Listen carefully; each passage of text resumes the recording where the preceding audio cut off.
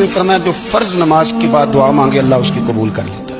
नबी पाक सल्लल्लाहु ताला अलैहि वसल्लम ने फरमाया अल्लाह मुसाफिर की दुआ कबूल फरमाता है। हुजूर ने फरमाया अल्लाह मजलूम की दुआ कबूल फरमाता है। हुजूर ने फरमाया बीमार से दुआ कराओ अल्लाह उसकी दुआ कबूल फरमाता है। दूर फरमाने लगे माँ बाप जब भी औलाद के लिए दुआ फरमाए अल्लाह उनकी दुआ को कबूल करता है।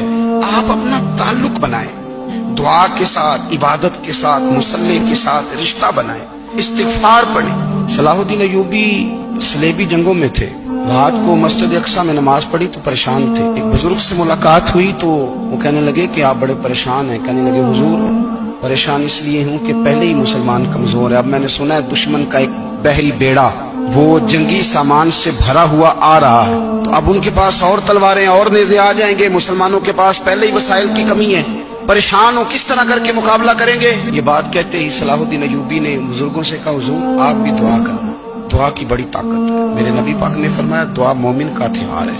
हुजूर ने फरमाया तकदीर को सिवाय दुआ के कोई चीज नहीं बदल सकती, ये काफिर के पास कोई नहीं।